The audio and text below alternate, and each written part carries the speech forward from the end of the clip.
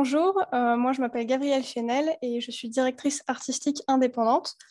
Pour parler un petit peu de mon parcours, du coup, j'ai d'abord commencé par étudier la programmation informatique et puis finalement j'ai affiné mon parcours dans le graphisme et du coup j'ai terminé avec un master en design management et du coup après je me suis lancée directement en freelance.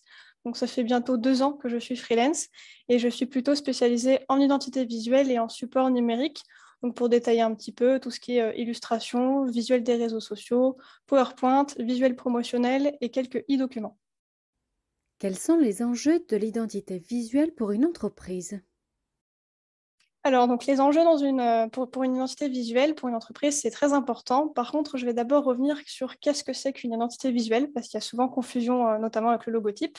Donc, l'identité visuelle, c'est l'ensemble en fait des éléments qui sont visuels, qui permettent de reconnaître une entreprise, par exemple.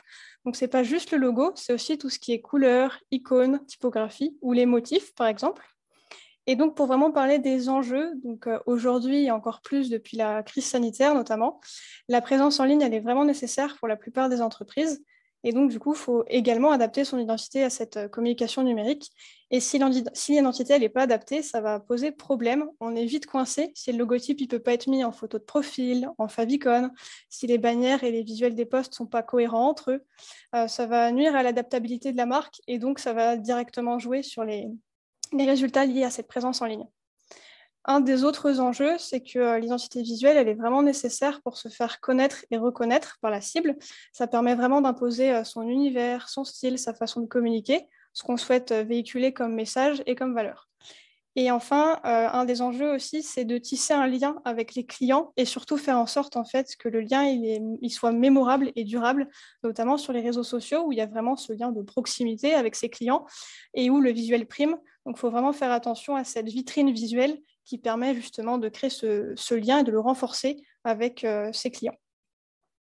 Quels conseils donnerais-tu aux professionnels pour créer des visuels impactants? Si je devais donner des conseils du coup pour créer des visuels impactants, ce serait d'abord de créer quelque chose d'unique.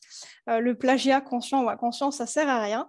Ce qui fonctionne pour votre concurrent ne fonctionnera pas pour vous. Vous vendez forcément des services différents, des produits différents, où vous avez au moins une façon différente de les vendre. Donc voilà, ça c'est le premier conseil. Ensuite, je conseillerais d'être cohérent. Il faut absolument conserver une cohérence sur tous les supports pour que les clients soient vraiment marqués par l'entreprise et pour pas qu'ils soient perdus. Dans le pire des cas, on peut même être assimilé à une arnaque, parce que si, par exemple, en janvier, votre logo est rouge, qu'en février, il est bleu et qu'en mars, il est vert, ça va vous créer une image complètement instable. De même, si pendant quelques mois, votre identité, elle est rouge et jaune, par exemple, et que les typographies deviennent bleues ou d'une autre couleur pour quelconque raison ou souci en interne, et ben voilà, votre image sera vraiment instable, voire pas fiable.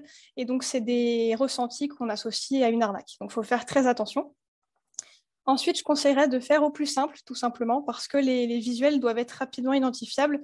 Les gens, ils ont de moins en moins de temps. Sur Internet, c'est de la consommation très rapide de contenu. Il faut donc que le message il soit clair et rapide à comprendre. On estime qu'il y a environ entre 2 à 5 secondes pour qu'une personne juge soit le logotype, soit un visuel sur les réseaux sociaux, par exemple. Donc, il faut vraiment optimiser ce temps.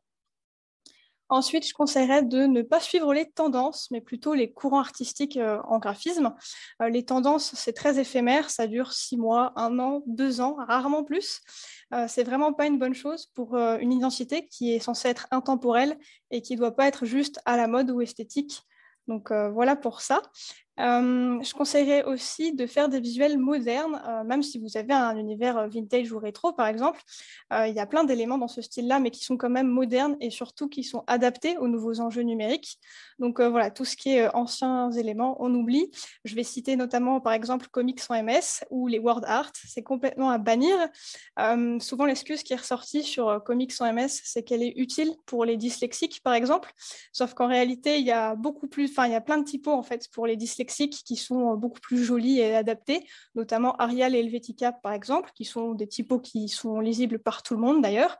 Et si on veut vraiment être spécifique, il y a même par exemple Open Dyslexique qui peut être utilisé spécifiquement pour ces personnes-là. Donc voilà, il y a toujours une solution pour éviter Comics sans MS.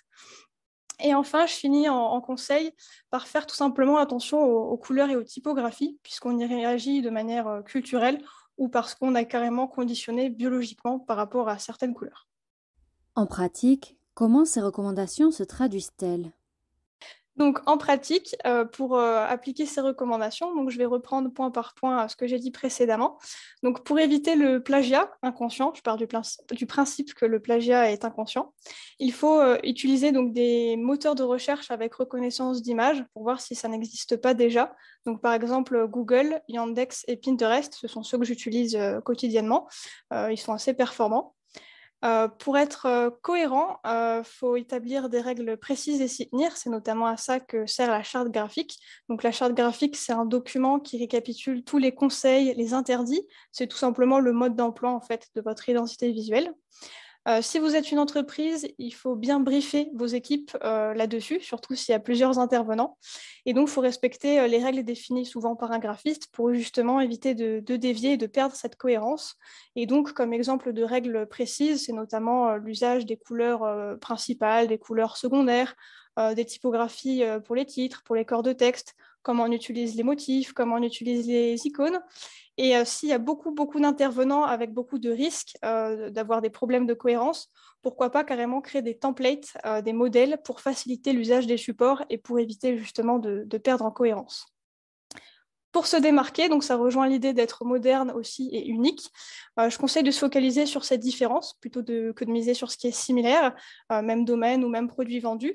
Mon concurrent fait ça et ça marche, donc moi aussi je vais le faire. C'est à éviter, notamment pour les logotypes. Je vais prendre un exemple qui fonctionne assez bien, c'est notamment les photographes qui ont souvent un logotype avec une caméra ou un appareil photo. C'est vraiment vu et revu. Aujourd'hui, on va plutôt chercher à faire quelque chose de différent, où c'est plutôt les formes et les couleurs qui parlent, mais pas forcément de manière évidente. On va vraiment chercher à éviter les clichés. Ce qui se fait, par exemple, pour les photographes, c'est plutôt leur nom et leur prénom, avec leur signature stylisée, ou une typographie qui fait effet écrit à la main, et ça passe plutôt bien, ou une manière de traduire voilà, la photographie, mais de manière plus abstraite que voilà, quelque chose de très cliché. Par rapport aux tendances maintenant, alors si on ne les suit pas, il faut plutôt suivre les courants artistiques qui sont plus durables. Avant, on aimait beaucoup tout ce qui était logotype réaliste en 3D avec des dégradés. Et aujourd'hui, en fait, notamment avec la présence du numérique, on est plutôt sur des logotypes qui sont plats et simples, donc ça s'appelle flat design. On a vu notamment cette année les constructeurs automobiles qui s'y sont mis. Donc voilà, ça montre que c'est encore en vigueur pour un bon moment, je pense. C'est lié aussi, je conseille également d'exagérer tout ce qui est espace négatif et la taille des traits, toujours dans cette idée de rendre le tout visible et simple. Je vois encore trop de logotypes qui ont des traits trop fins sous prétexte que c'est élégant, mais il y a d'autres moyens de traduire cette élégance et ce luxe. Mais voilà, il faut vraiment éviter de faire des traits trop fins qui ne se voient généralement plus une fois que le logo est en tout petit. Donc voilà, il faut vraiment faire attention, quitte à trop exagérer. Il vaut mieux trop exagérer que d'avoir quelque chose qui ne se voit plus du tout. Et ensuite, pour les couleurs et les typographies, du coup, je conseille de se limiter en général à 2 de chaque, grand maximum. On peut en prendre 3, mais c'est beaucoup plus complexe et il y a besoin de plus de réflexion.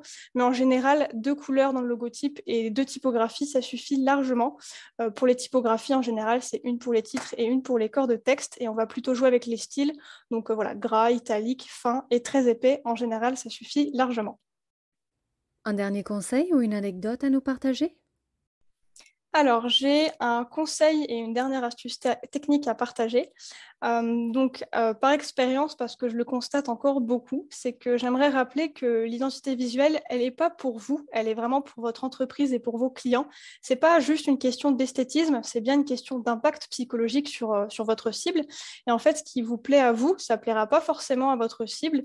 Un logotype et une identité visuelle de manière plus générale, c'est pas là pour être beau, c'est vraiment là pour être efficace. Bien sûr, il faut aussi que ce soit joli et dans l'air du temps, mais c'est vraiment pas le point principal. Donc voilà, je sais que c'est plus facile à dire qu'à faire, mais il faut vraiment voir son identité comme quelque chose de détaché de soi et plutôt se demander ce que vous ressentez en voyant le logotype plutôt que ce que vous en pensez. Parce que tout ce qui est goût et couleur, c'est très subjectif. Il y aura toujours quelqu'un pour détester votre logotype. Donc voilà, alors que le rouge, avec les études scientifiques, on a vraiment démontré par exemple que le rouge accélère notre rythme cardiaque. Ça, on ne pourra rien y faire. Ça sera le cas chez tout le monde, à peu près. Il y a toujours des exceptions, bien sûr. Donc voilà, même si quelqu'un n'aime pas le rouge ou alors qu'il l'adore, ça jouera quand même forcément sur son corps, sur sa réaction, sur son ressenti. Donc voilà. Et enfin, pour finir avec le petit conseil technique, c'est de toujours réaliser un logotype en vectoriel. Je vois encore trop souvent l'erreur du logotype qui est fait ou livré qu'au format image. Donc c'est vraiment pas bon pour l'adaptabilité et la qualité des supports qui auront été faits avec. Donc voilà, vraiment le fournir en EPS ou en SVG pour pouvoir voilà, s'en servir convenablement avec du coup des outils adaptés pour le faire. Donc on a Illustrator, Affinity et Inkscape par exemple qui permettent de faire des logotypes vectoriels.